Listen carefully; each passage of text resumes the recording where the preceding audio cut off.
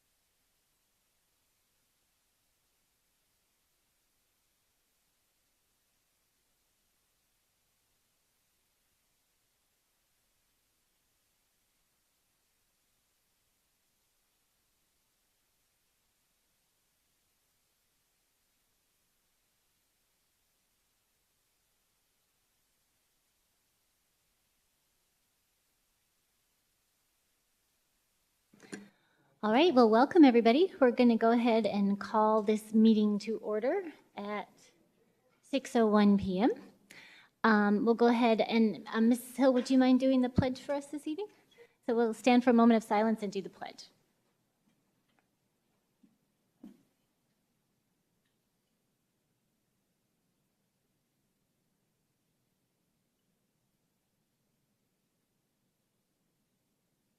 I pledge allegiance to the flag of the United States of America and to the republic for which it stands, one nation, under God, indivisible, with liberty and justice for all. Great, thank you for that. All right. With that, we'll go ahead and address the agenda. Board members, do you have anything that you wanted to change or pull on the agenda?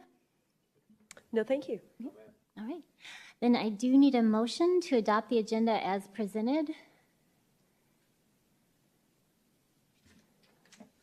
I move to approve the agenda as presented. All right, I'll second. All right, so we do have a motion to approve the agenda.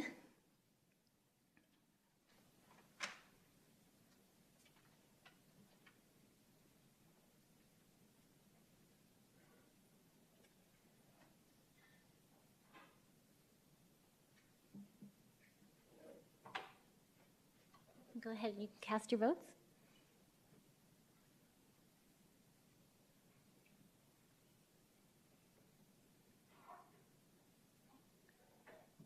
All right, motion passes. We'll move on to 4.0, recognitions. Mrs. Airy? There are none this evening. Thank Okay, you. we have no recognitions. Any board comments, Mrs. Hill?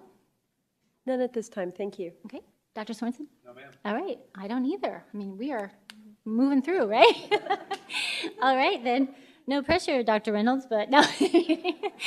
On to superintendent comments. Well, thank you. I do have a few comments this evening. Good evening, Mrs. Underhill, Governing Board, Cabinet, and the guests that are with us this evening.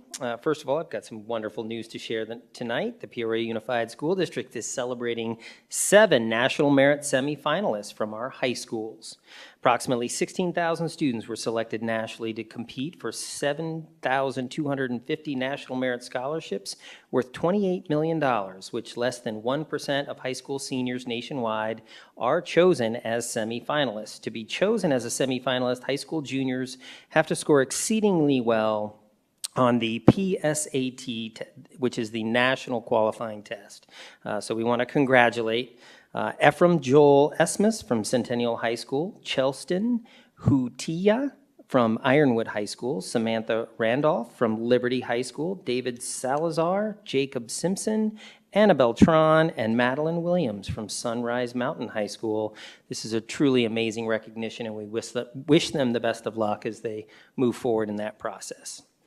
Film and TV students from Cactus, Centennial, Ironwood, Liberty, and Sunrise High Schools recently received nominations in several categories for the 2002 National Academy of Television and Arts and Sciences Student Production Awards in the Rocky Mountain Division. The In the Student Production Awards, Cactus High School received 2 nominations, Centennial High School received 1, Ironwood received 1, Liberty High School and Sunrise Mountain both received 9 nominations, totaling 22 nominations across the board. Congratulations to these students and the teachers and support staff who support them every day. They work really, really hard, and we're excited to celebrate their work. This is truly a great honor. I'm also excited to share that the Peoria Unified School District received the EverFi Empowered District Seal. The seal is awarded to districts with a proven record of effectively using evidence-informed strategy to teach the whole child and have demonstrated an exemplary commitment to comprehensive educational strategies on topics such as financial literacy, health, and careers. I'm proud to share with the district our dedication to its students and they are nationally recognized with this seal. Our educators' work and compassion will have a long-lasting impact on the lives of our students, and a big thank you across the board to all of our employees for ensuring that our students are definitely prepared to shape tomorrow. Last but certainly not least, Peoria Unified was recently awarded the Certificate of Excellence in Financial Reporting from the Association of Business Officials International for the annual comprehensive financial report for fiscal year ending in 2021. We are so incredibly thankful for our CFO, Mrs. Michelle Myers, and her incredible team who worked tirelessly many hours to make sure that we're aligned with all the regulations and requirements and make sure that we are very transparent with our community. So thank you, Ms. Myers, and congratulations to you and your team. And that ends my count. Well, great. Those are very exciting things. And yes, I would like to say thank you as well to you and your team. So great. All right. With that, we are moving on to 5.0 public comment. I'll go ahead and just read kind of our preamble, rules of conduct. The board president shall keep control of the meeting and require the speakers and the audience to refrain from abusive or profane remarks, disruptive outbursts, applause, protests, or other conduct which disrupts or interferes with the orderly conduct of the business of the meeting. Personal attacks on board members, staff, or members of the public are not allowed. It is inappropriate to utilize a public hearing, the public comment segment, or any other agenda items for the purpose of making political speeches. Engaging in such conduct and failing to cease conduct upon request from the presiding officer will be grounds for ending a speaker's time at the podium or for the removal of any disruptive person from the meeting room at the direction of the board president. We only have 2 comments tonight. So our first one is Miss Jody Brackett.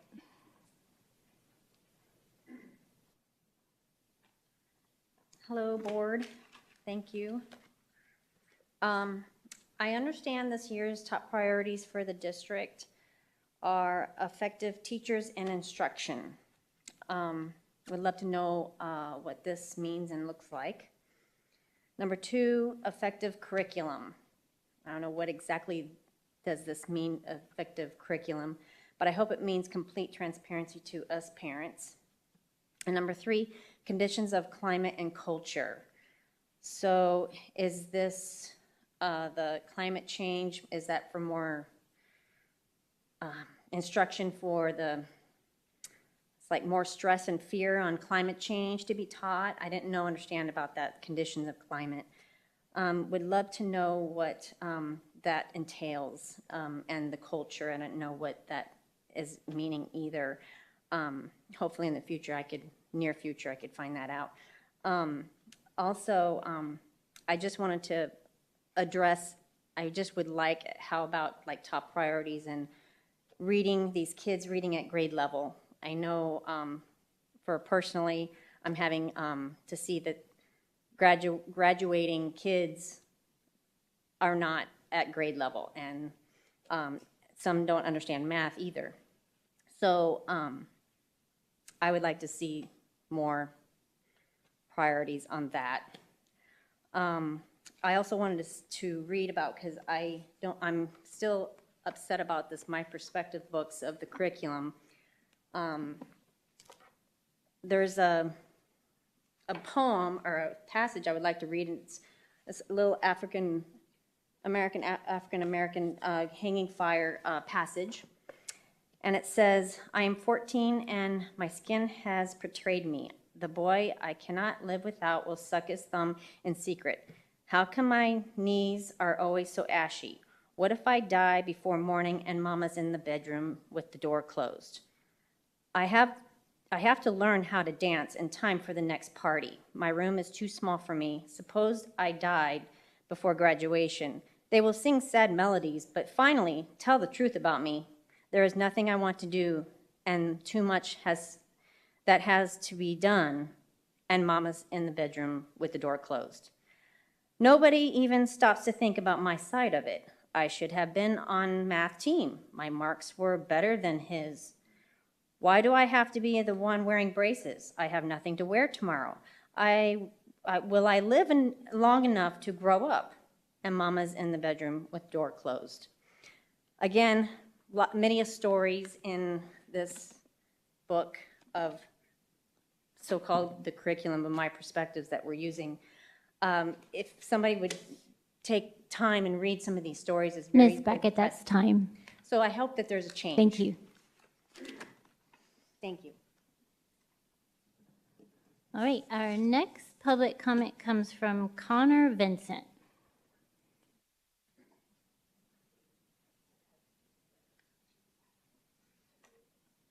Good evening, board, Dr. Reynolds, and everyone else that's here. My name is Connor Vincent, and I'm a physical education teacher at Ira A. Murphy. And I'm here today to talk a bit about our before and after school program that our teachers and I are a part of, along with over 140 of our students. Some of the clubs that we have are zoology, STEM, math, reading, culinary, arts, guitar, piano, theater, physical activity, and we have a few more coming in January. These programs are awesome, and I'm super excited to be a part of them, and it's great for our kids to have something extracurricular before school and after school. All of this is funded through our 21st Century Grant, where our school receives $120,000 per year. Currently, the teachers are paid $25 per hour out of this 120, and it's past time for that hourly rate to be raised. Our summer school teachers are paid $40 per hour, and I believe that this would be an appropriate hourly rate for our before and after school teachers to be paid as well. And I'm here today just in hopes that you guys are able to put this on the agenda for discussion and voting. Thank you. Thanks. Somebody will get back with you about information. Thank you. All right, that concludes our public comment. So we will move on to, we don't have any action items this evening, but we do have several discussion items. So I will turn that over to Dr. Reynolds. Well, thank you very much, Mrs. Underhill, Governing Board, Cabinet, and guests. Tonight is Board Policy Night for the Peoria Unified School District. And so we've received several policy advisories that have come to us over the last probably month ago, 6 weeks ago. And so we're going to start rolling these out to you. And so we're going to go one by one. Our cabinet, each cabinet member who is assigned to each of these policies will be presenting. Most of them are based on changes to the law, but we'll go through. The first one, by the way, is one that I oversee. So with BIB, House Bill 2906 has added statute ARS 41-1494, which states in part that a political subdivision, including school districts and charter schools, may not expend public monies for board members or training for training, orientation, or therapy that presents any form of blame or judgment on the basis of race, ethnicity, or sex. And so we are bringing this for a change in policy BIB. We stand for any questions, comments? Mrs. Hill, do you have any questions? No questions. All right, Dr. Sorensen?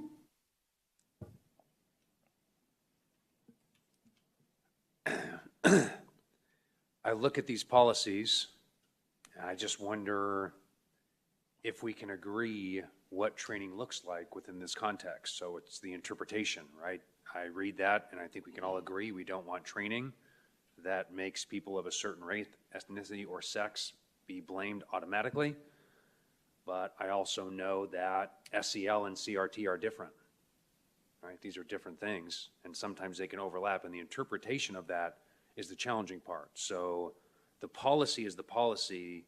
It's the systems and execution and how we handle that that ultimately comes down to the human beings in our district anyway.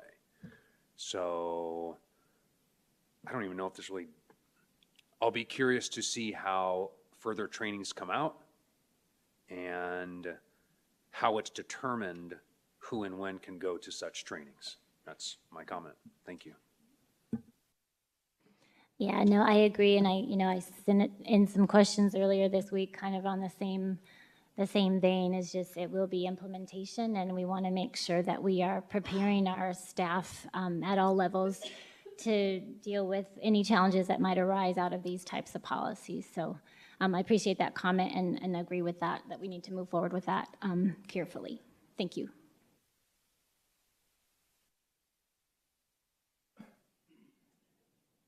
All right, I guess we can move on, or? Nope. Okay.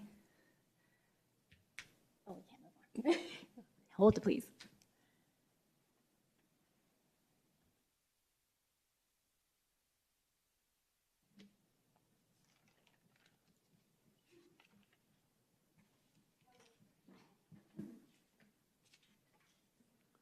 Was it something I said?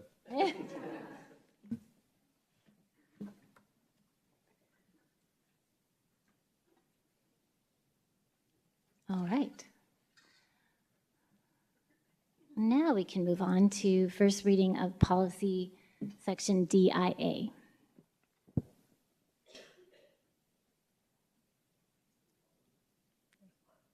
Yes, well, thank you.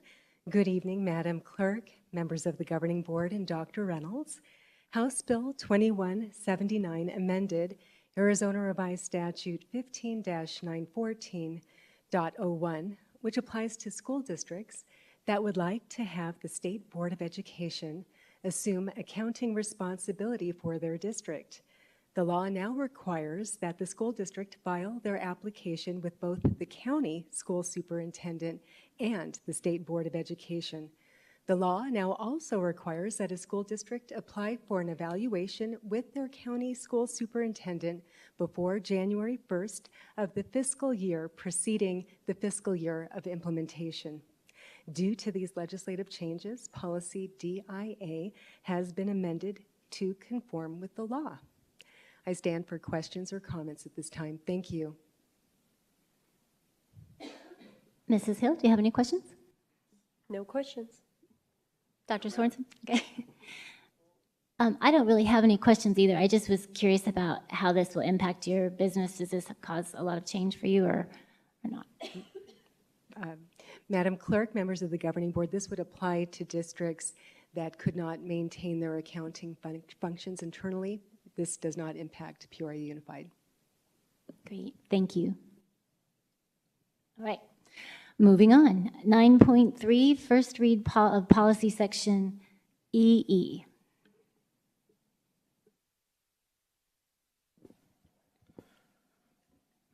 Madam Clerk, members of the Governing Board, Dr. Reynolds, Cabinet, and guests, tonight administration is bringing forward the first reading of Governing Board Policy EE, Transportation Services. A paragraph is being added that updates it to stay aligned with the Arizona Revised Statute 15-925. It allows the district or a district contracted transportation consultant services company to use vehicles that carry at the minimum 11 to a maximum of 15 passengers to transport students to or from home or school on a regular scheduled basis as adopted by the Department of Public Safety. At this time, administration now stands for questions. Thank you.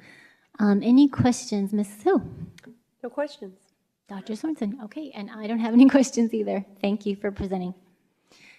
All right, moving right along, we are on 9.4, first read of policy section BE, sorry, gotta use my glasses. Oh, sorry, EEAE. It's like an eye test up here.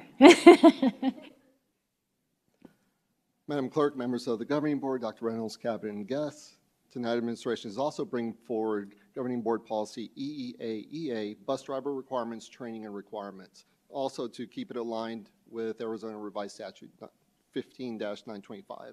A paragraph is being added that it requires bus drivers to possess bus endorsements issued by the Department of Transportation and a school bus certificate issued by the Department of Public Safety, along with a requirement for appropriate license class for the vehicle being operated and a valid fingerprint identification clearance card. At this time, administration stands for questions or comments. All right, board members, any questions? Mrs. Hill? No questions. Nope. All right, and I don't have any questions either. Thank you again. All right, moving right along to 9.5, policy KI.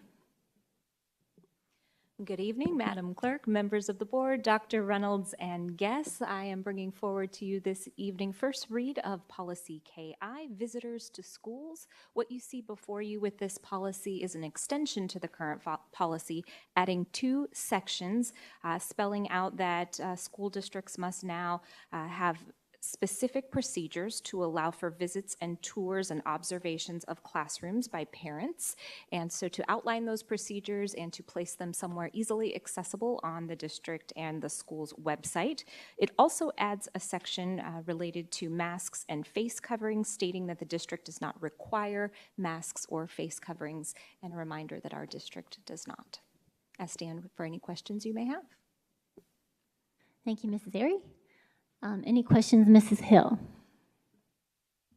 I guess I just want to make sure I understand. So it looks like it's specific to visits and tours, right? So I guess there could be other times that parents might be on site for their child, that sort of thing, or get it. I don't know. I'm just trying to understand exactly what this means. So it looks like it's very specific to tours, visits. You'd actually be in the classroom, watching a classroom and observing and that sort of thing. Is that kind of what this is specific to? Madam Clerk, Mrs. Hill, you're correct. We do already have practices in place that are in compliance with this and a process to allow for such tours. Great. Thank you very much.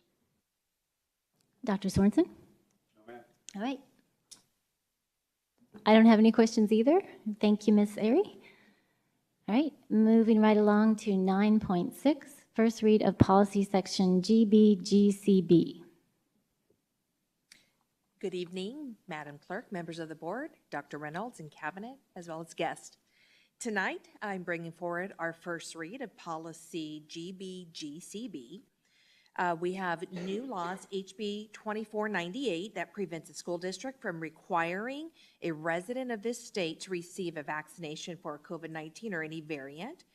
It also entails House Bill 2453, which prohibits a school district from imposing a mask or face covering requirement anywhere on district premises except where there's longstanding workplace safety and infection control measures for students that could possibly be taking science courses where there could be a need for that protective gear.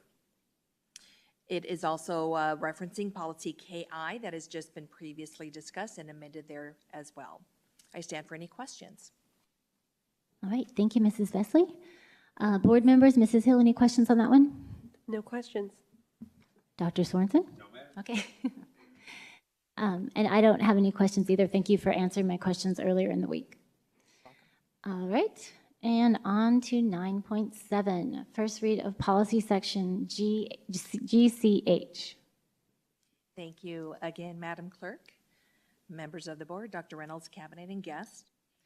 This is similar in alignment to the previous policy that Dr. Reynolds mentioned, and this is in relation to House Bill 2906, and it has added statute, Arizona Revised Statute 41-1494, and in part it's stating that here in our school district we may not require an employee to engage in and shall not use public money, again, for training, orientation, or therapies that present any form of blame or judgment on the basis of race, ethnicity, or sex. The statutory reference, Arizona Revised Statute 15717, 5.02, and this policy is replaced by the reference Arizona Revised Statutes 41-1494. And the last paragraph here of this policy has been removed as the statutory language upon which it's based upon has been ruled unconstitutional. We stand for any questions. Thank you again. Any questions, Mrs. Hill? No questions. No, ma'am. All right, and nor do I have any questions. Thank you. All right, moving on to 9.8, IHAMB.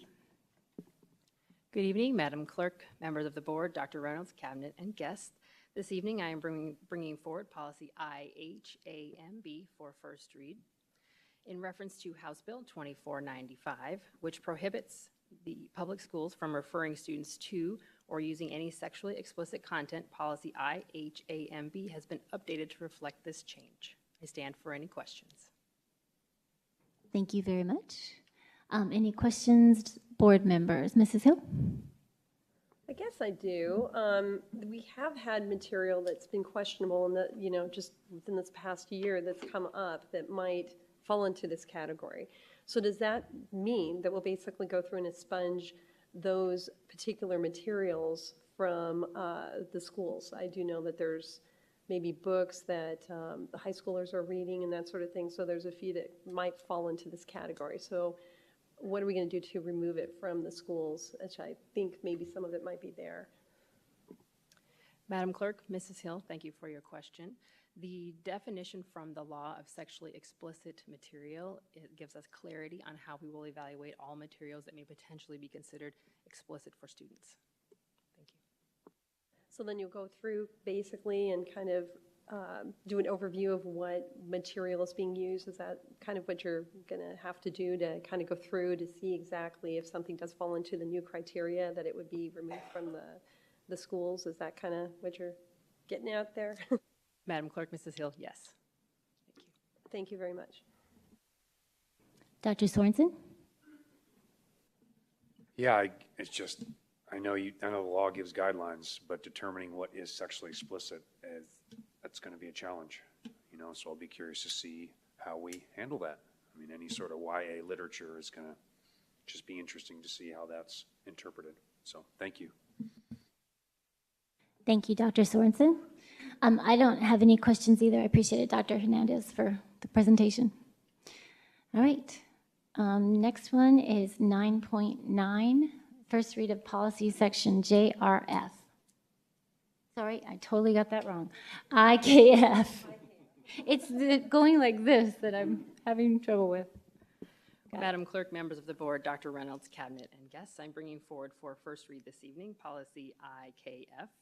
In reference to House Bill 2632, policy IKF has been updated to reflect the following: an increase in the number of questions required for a passing score on the civics assessment beginning with the class of 2026, required documentation of a pass or fail to be included on a student's transcript, the allowance for 7th and for 8th graders to take the assessment, and finally, the requirements for the district to report the required factors to the Department of Education. I stand for any questions. All right, Mrs. Hill? And that starts for the class of 2026, it looks like. I like it. So I think that's a good idea. Excellent. Thank you. Dr. Sorensen? I know this test was before and they're just adding it by 10 questions, but this is what kills the love of learning. Like having kids memorize and regurgitate and then forget just to pass a test. We should be inspiring kids to learn about civic responsibility, inspiring them to look at history in an evaluative way and analytically and think and create different projects to be assessed on to show their mastery. And this kind of legislation is what kills the love of learning, and it's made by people who don't understand the science of learning. So we're just going to drill and kill and just hammer these kids and say, memorize these things, when we should be spending our time teaching them to think analytically about primary documents and the concept of what civic responsibility is. So, yeah, that's it. Thank you. Thank you, Dr. Sorensen. I appreciate your passion, and I understand where you're coming from on that as well. I don't have any questions on this specific item as well.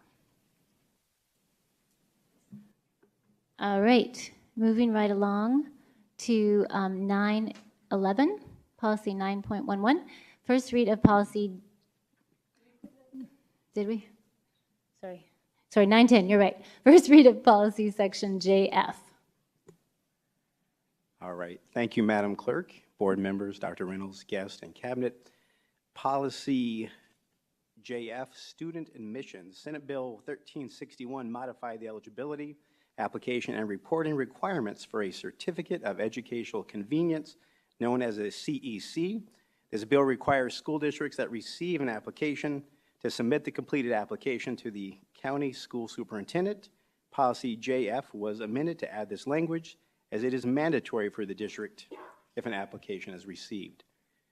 Thank you, and I will stand for any questions. Thank you very much. Mrs. Hill? No comment, thank you. Dr. Sorensen? No, ma'am. All right, and I don't have any comment on that one either. Thank you for the presentation. All right, now 911, first read of policy JICFA. All right, again, thank you, Madam Clerk, members of the board, Dr. Reynolds, guest, and cabinet. This particular policy on hazing, was changed due to House Bill 2322, where instead of having information about hazing in this policy, hazing has now become a Class 1 misdemeanor and is now being part of criminal law, and that is in our Arizona revised statute. So you see just the change in the policy itself, and they are just simply providing a link to the information on hazing. Thank you, and I'll stand for questions. Any questions, board members? Mrs. Hill? I guess just a comment. I'm actually kind of shocked that it wasn't illegal before, to tell you the truth, so that's a good thing.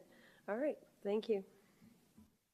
Dr. Sorensen? No, ma'am. Okay, and I don't have any either. All right, moving right along to 9.12, first read of policy JLCC. Madam Clerk, board members, cabinet and guest, this particular policy change was very similar to two that you've heard as well this evening, that we may not require a minor to wear a mask or face covering without parental or guardian consent, and that information is simply being added to this policy tonight per law. Thank you. Thank you for that. All right, any other comments, Mrs. Hill? No comment? All right, Dr. Sorensen? No, ma'am. All right, and I don't have any comments on that one either. Last one. 9.13, first read of policy section JLDA. Thank you, Madam Clerk, board members, guests as well, and cabinet. This policy on school counselors and school psychologists simply was changed due to House Bill 2178 to ensure that our certification was appropriate for the school psychologists and the work that they were doing in schools. Very simple change. Thank you. Thank you, Dr. Davidson. All right, Mrs. Hill, any comments? No comment, thank you. All right, Dr. Sorensen? No, ma'am. All right, me neither. Thank you very much. All right. Madam Clerk, just as a reminder, this is the first read of all of our policies. We'll bring these back at our next meeting for a second read. So thank you for that. All right. So with that, we are moving on to informational reports. 10.1, report on upcoming meetings and events. Mrs. Airy, do you have anything? Madam Clerk, nothing to add at this time. Very good. And then 10.2, legislative, state, and local updates. Mrs. Myers, do you have anything? Yes, I do. Good evening again, Madam Clerk, members of the Governing Board, and Dr. Reynolds and community. I have two reports this evening. The first is an update on the minimum wage in Arizona. Proposition 206 was passed by Arizona voters in 2016 and effectively increased the minimum wage from $8.05 an hour in 2016 to $12.80 an hour in 2022. The minimum wage is scheduled to increase each year based on inflation on January 1st. The measure is year-over-year inflation based on the Consumer Price Index as well as August to August inflation. And with the most recent report that's come out, the minimum wage in Arizona will increase from $12.80 to $13.85 an hour, effective January 1st, 2023. So I'll pause for a moment. Are there any questions on that portion of the update? Mrs. Hill? No, I guess not. I was thinking about it, but no, I don't. Okay. Anybody else? Dr. Sorensen, do you have any questions? Okay, thank you, and I'll continue then. The second update is on the aggregate expenditure limit, also known as the AEL. I've previously shared information that the AEL is a statewide constitutional expenditure cap for public school districts based on a formula that was established in 1980. The AEL does not apply to charter schools. The restoration of prior education budget cuts, increased student services, Prop 301 and classroom site fund dollars no longer being excluded from the formula, and increased education and technology costs have caused the AEL to be an issue both last year as well as this current fiscal year. And due to that, approximately 17% or $1.3 billion of statewide education funding is now over the expenditure limit. These budget dollars have already been allocated to school districts by the state of Arizona. The AEL is a cap on spending, not a cap on appropriations. This effectively means that school districts will not be able to spend money that has already been appropriated by the legislature. If the legislature does not override the expenditure limit by March 1st, 2023, public school districts will be required to cut their budgets by approximately 17% on April 1st in the last quarter of the fiscal year. For Peoria Unified, this would be an amount in excess of $50 million. Budget cuts required by the AEL would be substantial for every school district in the state of Arizona and would impact both education and the economy statewide. The school finance community is hopeful that the governor will call for a special session to address the AEL before the legislature reconvenes in January 2023. If not, it may be several months before Arizona districts will know if the expenditure limit will be overridden for this fiscal year. And with that, I conclude my reports. Thank you. Thank you very much, Ms. Myers. Board members, any comments or questions? Mrs. Hill? No comment? Dr. Sorensen? Great, thank you. Ms. Myers, I just wondered, there hasn't been any identification of the potential around a special session at all, just the thought of that it could happen, or we don't have any definite date or anything like that? There have been requests for a special session, but to date, one has not been scheduled. Thank you. Great, thank you for that. All right, moving on to 10.3, Budget Facilities Planning and Construction Report. That report is available on our website so that you can view that. And then 10.4, District Enrollment Reports for the month of August 2022. That report is also available online. All right. And that moves us on to other business. 11.1, board member opportunity to redress agenda items. Did either of the board members have any items you want to redress? I do not. Okay, and I do not either. 11.2, request for agenda items for future governing board members. Mrs. Hill? None at this time, thanks. Dr. Sorensen? No, ma'am. Okay, and neither do I. So without further ado, any last words, any last requests? That moves us to 12.0, adjournment. So I do need a motion to adjourn this meeting at 6:39 p.m. I move to adjourn. Okay. I'll second, then we can go to a vote.